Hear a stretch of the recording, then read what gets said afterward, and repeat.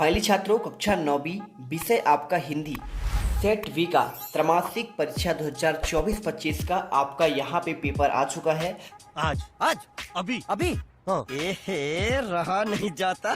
तड़प ही ऐसी है ना। नहीं नहीं तड़प नहीं। सुके तो मेरे प्यारे रसगुल्लो, अगर आप चाहते हैं कि हिंदी के पेपर में पूरे 75 में से 75 नंबर लेके आएं, तो इस वीडियो को एक एक क्वेश्चन अच्छे से रट लेना। यकीन करो, पहले पेपर में आप यहाँ पे गर्दा उड़ा दोगे। क्या बात है सर, क्या बात है सर, क्या बात, ये बात है। तो चलिए फटाफट देखते हैं। सबसे पहला आपका इसमें आता है सही विकल्प का आपको चयन करना है। 6 नंबर क्वेश्चन आपको दिया गया है। देखिए, रस खान किस भक्ति के कवि है? राम भक्ति शाखा, शिव भक्ति शाखा, कृष्ण भक्ति शाखा, या फिर देखिए आपका प्रेम मार्गी। तो आपको देखिए जानते हैं, सिंपल सा आंसर है आपका जो रस खान है ना, ये आपके कृष्ण भक्ति शाखा के कवि हैं। तो आपको आंसर 6 नंबर में लगाना है। क्वेश्चन देखिए दूसरा, कैदी और कोकला किसकी रचना है? रामधारी सिंह दिनकर की, माखनलाल चतुर्वेदी की, महादेवी वर्मा की, या फिर आपका जयशंकर प्रसाद। तो देखिए, रामधारी सिंह दिनकर की आप इनका जानते हैं रचना, ठीक है, ठीक। और इसके अलावा देखिए जयशंकर प्रसाद का आपका यहाँ पे एक घूंट हो गया, ठीक है, आंसू लहर झरना, ये आपके इनकी रचना कहलाते हैं। और इसके साथ देखिए महादेवी वर्मा क्या है यहाँ पे?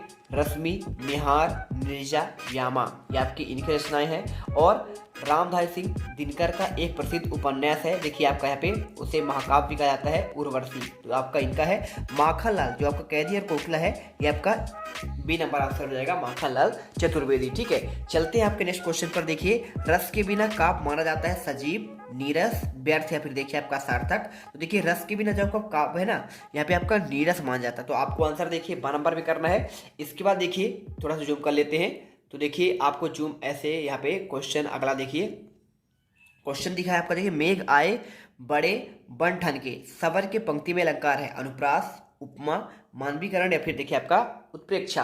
तो देखिए सिंपल सा क्वेश्चन है। अगर मैं इसके आंसर की बात करूं तो आपको देखिए सिंपल तरीके से आपको इसमें अनुप्रास अलंकार कर देना है, ठीक है। क्या करना है?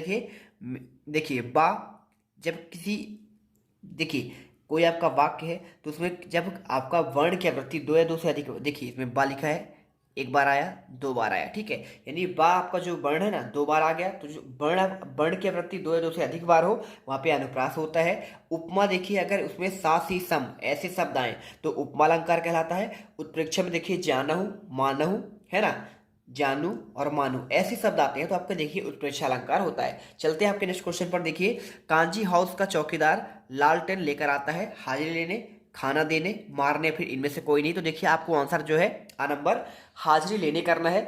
इसके बाद देखिए क्वेश्चन, किस समास में दोनों पद प्रधान होते हैं? द्विगु, तत्पुरुष, द्वंद्व, या फिर आपका कर्मधारय। तो देखिए किस समास में दोनों पद प्रधान होते हैं? तो आपको यहाँ पे देखिए दोनों में आपका होता है द्वंद्व में, ठीक है, जैसे माता और पिता और भाई और बहन आपका ये आता है। द्विगु में क्या होता है? आपका संख्यावाची होता है। तत्पुरुष में देखिए आपका इसमें वचन होता है, ठीक है। और कर्मधारय में आपका देखिए तुलना किया जाता है। तो इस प्रकार आंसर करना है। इसके बाद चलते हैं, देखिए आपका यहाँ पे क्वेश्चन आपका दूसरा आता है।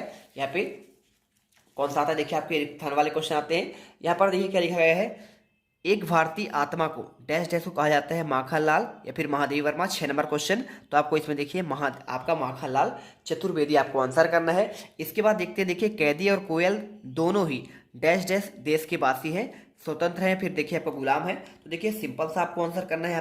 यहाँ पे आपका जो है देखिए इसमें आपका आंसर जो है आपको इसमें गुलाम कर देना है, ठीक है। तो आप इसमें गुलाम करिएगा। इसके बाद क्वेश्चन देखिए तीसरा नंबर क्या दिया गया है, वर्णिक छंद में डैश डैश की गणना की जाती है, वर्णों की फिर मात्राओं की। तो वर्णिक में हमेशा आपका वर्णों की ही गणना की जाएगी, ठीक है। इसके साथ देखिए करुण रस का स्थायी भाव क्या होता है? करुणा फिर शोक, तो करुण का आपका यहाँ पे शोक होता है, ठीक है। तो आप इसमें शोक कर दीजिएगा। इसके बाद गधे का एक छोटा भाई भी था, उसका नाम क्या था? बैल फिर कुत्ता। तो देखिए आपको इसमें आपका जो है ना, इसमें देखिए गधे का छोटा भाई था, उसका आपका जो है नाम जो है ना, आप इसमें कमेंट करके बताइएगा। ये क्वेश्चन आपके लिए छोड़कर रखा हुआ हूँ। वे शब्दांश जो शब्द बनाते समय आरंभ में लगते हैं वे कहलाते हैं उपसर्ग फिर प्रत्यय।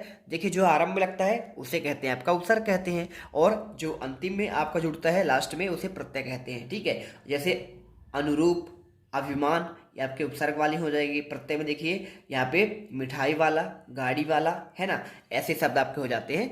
इसके बाद देखिए सही जोड़ी आता है। सही जोड़ी में देखिए क्या दिया गया है, दुर्लभ क्या हो जाए, देखिए यहाँ पे जो कठिनता से प्राप्त होता हो तो आप इसको मिला दीजिए। इसके बाद कबीरदास की देखिए रचना कौन सी है, तो कबीरदास की आपकी रचना है देखिए साखी, साखिया, शबद और रामायणी।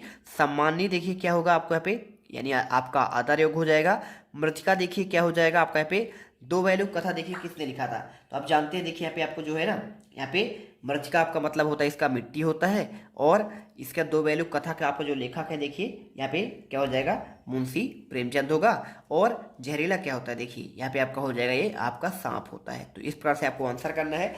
इसके बाद देखिए आपका आता है इसमें एक वाक्य में उत्तर, एक शब्द फिर एक वाक्य। छायावाद के 4 प्रमुख आपके स्तंभ कवि कौन कौन से हैं, ये देखिए आपको 6 नंबर वाले क्वेश्चन है। चलिए आपको यहाँ पे आपको बताते हैं। तो देखिए आपको इसमें जो 4 स्तंभ कवि है ना, पहले तो आपको देखिए इसमें आपको एक ट्रिक याद रखना है आपको, जसुमनी, ठीक है, जसुमनी याद कर लीजिएगा, ये देखिए। और इसका आपको जो आंसर करना है यहाँ पे, जैसे आपका हो जाएगा जयशंकर, तो पहले तो आपका जयशंकर लिखना है, और इसके साथ आपको देखिए दूसरा नाम आपको जो है सुमित्रा नंदन पंत, ठीक है, ये आपका हो जाएगा। और तीसरा आपका जो नाम हो जाएगा देखिए माँ से आपका महादेवी वर्मा, तो आप यहाँ पे महादेवी वर्मा कर लीजिएगा। और इसके बाद आपका जो चौथा आता है नी से सूर्यकांत त्रिपाठी निराला, ठीक है, सूर्यकांत त्रिपाठी, और इसके बाद आपको यहाँ पे निराला, इनका आपका देखिए यहाँ पे इस प्रकार से आपको आंसर करना है। इसके बाद देखिए आपको ये 4 स्तंभ कभी मान जाएंगे, आपको इनका नाम याद कर लेना है। इसके बाद देखिए रसखान किसके अनन्य भक्त थे, तो आपको बताना पड़ेगा इसमें श्री कृष्ण के, ठीक है। तो आप आंसर इसमें देखिए क्या करेंगे, श्री कृष्ण आप यहाँ पे आंसर करेंगे। प्रबंध काव्य के 2 भेद कौन कौन से हैं, देखिए आपका यहाँ पे होता है एक प्रबंध काव्य, और एक आपका होता है यहाँ पे मुक्तक काव्य, ठीक है, ये आपको आंसर याद करना है। इसके बाद जिस काव्य का आनंद पढ़कर या सुनकर लिया जाता है उसे क्या कहते हैं, तो यहाँ पे इसे कहते हैं रस कहते हैं, ठीक है। इसके बाद रचना के आधार पर वाक्य के कितने भेद होते हैं, तो रचना के आधार पर आपका यहाँ पे 3 भेद होते हैं। कितने होते हैं, देखिए 3 भेद। कौन कौन से होते हैं, देखिए यहाँ पे साधारण वाक्य, और यानी इसे सरल वाक्य भी कहते हैं, सरल वाक्य, ठीक है। और एक होता है आपका मिश्रित, और एक होता है आपका संयुक्त वाक्य। तो इस प्रकार से देखिए आपको अगर कोई आपसे अर्थ के आधार पर पूछता तो यहाँ पे आपको 8 प्रकार का लिखना पड़ता है, ठीक है। रीढ़ की हड्डी एकांकी किस समस्या पर आपका आधारित है, तो आपको देखिए यहाँ पे आपको आंसर करना था इसमें दहेज, तो आप आंसर इसमें दहेज कर देंगे। इसके बाद देखिए यहाँ पे देखिए पूरा आंसर कर लीजिए। आपको यहाँ पे क्वेश्चन चौथे का आंसर आपको यहाँ पे दिए गए हैं। 5वें देखिए सत्य असत्य का आपको चयन करना है।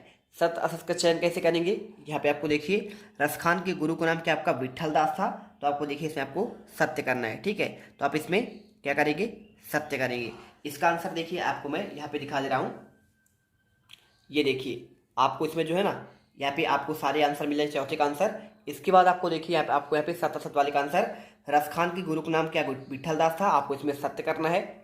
और इसके बाद देखिए अगला क्वेश्चन देखिए मातृ छंद में क्या मात्राओं की गणना होती है, तो आपको यहाँ पे इसमें आपको सत्य करना है। रसयुक्त वाक्य क्या आपका काव्य कहलाता है, तो कथन क्या आचार्य विश्वनाथ का है, तो देखिए आपका ये भी सत्य हो जाएगा। और अगला देखिए यहाँ पे झूरी बैलों को देखकर गदगद हो गया, तो देखिए आपको इसमें सत्य करना है। और विचार विनिमय के माध्यम से क्या भाषा कहते हैं, ये भी आपका देखिए यहाँ पे सत्य हो जाएगा। इसके अलावा देखिए छंद को पढ़ने के प्रवाह को क्या आपका गति कहलाता है, तो आपको यहाँ पे असत्य करना है। इसके बाद देखिए क्वेश्चन आपका यहाँ पे क्या आता है, क्वेश्चन 5वां आता है भक्ति का आपको देखिए क्या इसे स्वर्णयुग क्यों कहा जाता है, आपको इसके आंसर लिखना है। चलिए आपको इनके आंसर आपको देते हैं, सिंपल तरीके से आपको इनका आंसर आपको मिल जाएगा।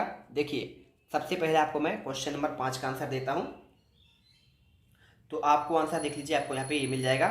क्वेश्चन 5 का आंसर आप इसे ये लिख दीजिएगा, ठीक है। आडंबरों खंडन, भक्ति काल में सभी आडंबरों खंडन करते हुए मानवतावाद की स्थापना की गई है, और इस प्रकार भक्ति काल का महत्व साहित्य और भक्ति भावना दोनों दृष्टियों से बहुत अधिक है, इसी कारण से स्वर्णयुग कहा गया है। इसके बाद देखिए आपका छायावाद की 2 प्रमुख विशेषता पूछा गया है, तो आप आंसर देख लीजिए, आपको यहाँ पे लिखना पड़ेगा पूरा आंसर। ध्वन्यात्मक लाक्षणिकता, सौंदर्य, प्रकृति विधान, उपचार, वक्त के साथ सहानुभूति की छायावाद में विशेषता है, आप इसे आंसर करिए। और इसके बाद देखिए यहाँ पे क्वेश्चन आपका जो है 6 नंबर आता है, कबीरदास की शिल्प सौंदर्य की बात कर रहा है, तो आपको देखिए आंसर यहाँ पे जो है इसका आंसर आपको यहाँ पे ये मिल जाएगा, ठीक है। तो कबीरदास की आपको देखिए शिल्प सौंदर्य आपको यहाँ पे ये मिल जाएगा पूरा। इस तरह के आडंबर रचाकर स्वयं को श्रेष्ठ जताने की कोशिश करते हैं। कवि संसार को इन आडंबरों की निरर्थक के बारे में बार बार कहता है, परंतु उन पर कोई प्रभाव नहीं पड़ता है। कबीर सहज भक्ति मार्ग को सही ठहराते हैं। इस प्रकार देखिए आपको आंसर जो है आपको यहाँ पे लिख देना है, ठीक है। तो आप इनका आंसर कर लीजिएगा सिंपल तरीके से। इसके बाद देखिए आपको यहाँ पे क्वेश्चन अथवा का सुमित्रानंद पंत के भाव सुंदर की बात कर रहा है, तो आपको आंसर इसका भी देखिए आपको यहाँ पे ये मिल जाएगा, ठीक है। तो आप पूरा आंसर देखिए, आप इसे कर लीजिएगा। इसके बाद चलते हैं आपको क्वेश्चन नंबर 7वां। देखिए क्वेश्चन जो आपको 7वां आता है ना, यहाँ पे क्या आप क्या बोला गया है, देखिए मानसरोवर से कवि का क्या आशय है। तो देखिए आपको अगर मैं इसके आंसर की बात करूँ तो यहाँ पे क्वेश्चन जो है ना आपको यहाँ पे मानसरोवर से कवि का आशय है हृदय रूपी तालाब से है जो हमारे मन में स्थित है। इसके साथ देखिए हथकड़ियों को गहना क्यों कहा जाता है।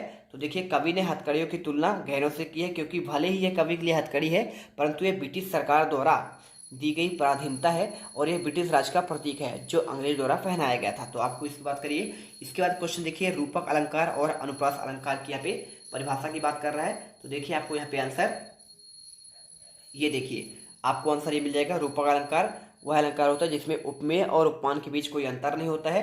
आप इसे पूरा आंसर कर लीजिएगा। इसका आपका उदाहरण भी आपको दिया गया है, ठीक है। इसके बाद देखिए आपको अनुप्रास अलंकार के उदाहरण आपको यहाँ पे पहले आपको इसकी परिभाषा लिखना है और परिभाषा के बाद आपको यहाँ पे उदाहरण भी आपको दिया गया है, देखिए, ठीक है। कर लीजिए क्वेश्चन नंबर 9 देखिए चौपाई छंद की परिभाषा आपको उदाहरण सहित आपको बतानी है। तो क्वेश्चन अगर मैं 9 की आंसर की बात करूँ तो देखिए आपको यहाँ पे चौपाई छंद की परिभाषा का आपको आंसर आपको ये मिल जाएगा, ठीक है। ये आपका सममात्रिक छंद है, 16 मात्राएं होती है और आपका यहाँ पे उदाहरण भी आपको दिया गया है। तो आप इस प्रकार उदाहरण भी कर लीजिएगा। इसके बाद चलते हैं क्वेश्चन देखिए दोहा छंद की बात कर रहा है। तो दोहा छंद का आपको आंसर कैसे लिखना है, देखिए ये रहा।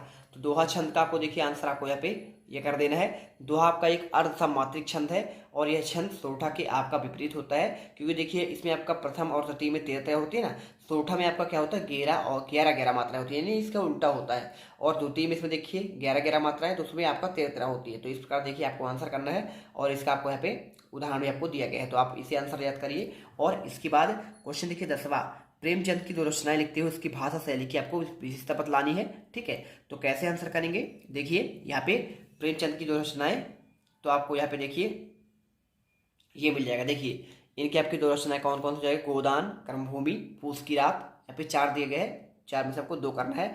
भाषा आपका देखिए आपको यहाँ पे ये दिए गए है। भाषा क्या होगी आपका, इसका आंसर कर लीजिए, स्क्रीनशॉट कर लीजिए और आपका यहाँ पे शैली हो जाएगा। और इसके बाद देखिए आपको यहाँ पे साहित्य में स्थान आपको ऐसा लिखना है। इसके बाद देखिए महादेव वर्मा की बात कर रहा है। तो महादेव वर्मा का देखिए आपको यहाँ पे ये मिल जाएगा 2 रचनाएं, निहार, नीरजा, दीपशिखा या फिर शांति गीत है। और भाव पक्ष में आपको देखिए आपको यहाँ पे ये लिख देना है और इसके बाद आपको यहाँ पे कला पक्ष आपका हो जाएगा और आपका ये हो जाएगा साहित्य में स्थान। तो आपको इस प्रकार देखिए आंसर करना है। इसके बाद क्वेश्चन देखिए आपका यहाँ पे 11वां आता है। क्वेश्चन में पूछा गया देखिए प्रेम, यहाँ पे देखिए छोटी बच्ची को बैल के प्रति प्रेम क्यों उमड़ आया और कांजी हाउस में कैद पशु की हाजिरी क्यों ली जाती है। तो देखिए इसका आंसर आपको यहाँ पे ये मिल जाएगा। यहाँ पे देखिए लड़की की माँ मर चुकी है, सौतेली माँ उसे मारती रहती है और इसीलिए बैलों के ऊपर उस बच्ची की आत्मीयता हो गई और लड़की तथा दोनों बैल से खूब प्यार के भूखे थे और एक दूसरे को कष्ट भी समझ सकते थे। और आपका इसमें देखिए हाजिरी क्यों ली जाती थी, तो कांजी हाउस में कैद पशुओं की हाजिरी ली जाती थी क्योंकि इससे पशुओं की संख्या की जानकारी होती थी ताकि कोई जानवर अगर कैद से भाग जाए तो तुरंत पता लगाया जा सके। इसके बाद देखो आपका जो क्वेश्चन 12वां आता है नाटक और एकांकी में अंतर पूछा गया है, ठीक है। तो देखिए आपको नाटक और एकांकी में अंतर कैसे लिखना है। आपको यहाँ पे कहानी, उपन्यास और नाटक एकांकी। तो देखिए नाटक में आपको यहाँ पे नाटक में अनेक अंक होते हैं और एकांकी में आपका 1 अंक होता है। नाटक में देखिए आपको इसमें सहायक कथाएं होती हैं और इसमें सहायक घटना होती है। अब देखिए अथवा का आंसर देखिए कहानी और उपन्यास में अंतर। तो कहानी मानव जीवन की किसी एक घटना का वर्णन होता है, जबकि देखिए उपन्यास में क्या होता है समग्र मानव जीवन का संपूर्ण चित्रण होता है। देखिए कहानी में आपका एक छोटा सा अंश होता है और देखिए कहानी एक ही घटना में आपका यहाँ पे बताती है, लेकिन उपन्यास पूरी आपका जो है ना गौड़ और आपका मुख्य कथाएं पूरा का पूरा आपका यहाँ पे होता है। निपात देखिए और तत्सम सबकी बात कर रहा है। चलिए आपको इसका आंसर दिखा देते हैं। ये देखिए निपात क्या होता है, किसी बात पर अतिरिक्त भार आपका देना। यहाँ पे जिन शब्दों का प्रयोग किया जाता है उसे निपात कहते हैं, जैसे तक, मत, क्या, हाँ, केवल, आपको ऐसे। और तत्सम क्या होता है, जो शब्द संस्कृत से हिंदी में बिना परिवर्तन किए जाते हैं उन्हें कहते हैं आपका तत्सम। जैसे देखिए आपका यहाँ पे अग्नि, हस्त, ज्ञान, कर्म, सर्प है ना, आपका ऐसे शब्द जो आते हैं क्या आते हैं आपके यहाँ पे तत्सम वाले शब्द कहलाते हैं। इसके बाद क्वेश्चन देखिए 14 नंबर, बाढ़ पीड़ित क्षेत्र में कौन सी बीमारी फैलने का खतरा होता है और रीढ़ की हड्डी एकांकी का उद्देश्य पूछा गया है। देखिए यहाँ पे आपको जो है दोनों का आंसर मिल जाएगा। क्वेश्चन नंबर देखिए 14 नंबर का आपको ये मिल जाएगा, बाढ़ के बाद हैजा, मलेरिया, टाइफाइड आदि बीमारियों को फैलने की संभावना बढ़ती है क्योंकि बाढ़ के उतरे पानी में मच्छर अत्यधिक मात्रा में पनपते हैं जिसके कारण मलेरिया जैसी बीमारी हो जाती है। तो आपको आंसर करना है रीढ़ की हड्डी का। देखिए उद्देश्य आपको यहाँ पे ये बताया गया है कि स्त्री पुरुष की समानता के पक्षधर है, लड़कियों के विवाह में आने वाली समस्या को समाज के सामने लाना और बेटियों के विवाह के समय माता पिता की परेशानियों को उजागर करना। क्वेश्चन देखिए 15 नंबर, मुहावरा और लोकोक्ति में अंतर और संधि और समास पूछा गया है। चलिए आपको इसका आंसर देते हैं। तो देखिए पहले आप मुहावरे में आप लोकोक्ति में अंतर देख लीजिए, ये रहा, तो आप इसे अच्छे से देखिए, ध्यान से इसे पढ़ लीजिए। मुहावरे वाक्यांश है जबकि लोकोक्ति आपका संपूर्ण वाक्य होता है। मुहावरे विकारी होते हैं लेकिन लोकोक्ति अविकारी होते हैं। मुहावरे प्रयोग स्वतंत्र रूप से नहीं किया जाता है जबकि लोकोक्ति का आपका देखिए यहाँ पे स्वतंत्र रूप से उपयोग किया जाता है। ठीक है, जैसे नाच नाबे आंगन टेढ़ा। ठीक है, और मुहावरे आप जानते हैं 9 2 11 होगा, 3 5 करना, आप ऐसे जो है ईद का चांद होना, आपने सब पढ़ा है। इसके बाद देखिए आपको यहाँ पे जो है ये आपको मिल जाएगा संधि और समास में अंतर। देखिए आपको संधि में क्या होता है, संधि 2 अक्षरों के मेल से आपका बनता है जबकि आपका समास यहाँ पे 2 आपके शब्दों के मेल से बनता है, या अक्षरों के मेल से यानी वर्णों के और आपके शब्दों के मेल से। ठीक है, इसकी तोड़ने की क्रिया आपका संधि विच्छेद कहलाती है और इसे तोड़ने की क्रिया समास विग्रह कहलाता है। और इसके बाद देखिए क्वेश्चन आपका मैंने 15 तक का आंसर यहाँ पे दे दिए है पहले पार्ट में। अब आपका जो सेकेंड पार्ट होगा ना उसमें आपको देखिए पूरे आपके आगे के यहाँ पे क्वेश्चन 23 तक के आंसर आपको नेक्स्ट आपकी वीडियो में मिलेगा, क्योंकि देखिए वीडियो बहुत लंबा बन जाएगा, इसलिए हम चाहते हैं सेकेंड पार्ट में पूरा किया जाए। इसके लिए आपको करना क्या है, सबसे पहले तो देखिए अगर आप यहाँ पे त्रैमासिक के एग्जाम में, जैसे आपने क्लास 8 के पेपर में धमाल मचाया है, अब आपकी बारी है क्लास 9 की, हम पर छोड़ दीजिए। सेट वी को अच्छे से रेडी करिए, ये क्वेश्चन पेपर आपके एग्जाम में आने वाले हैं। और इसके साथ आपको एक टेलीग्राम का लिंक इस वीडियो कमेंट बॉक्स में दिया जा रहा है, फटाफट जाकर ज्वाइन कर लेना जिससे आप क्या कर सके, यहाँ पे टॉपर्स बन सके। मिलते हैं नेक्स्ट वीडियो पर। जय हिंद, जय भारत।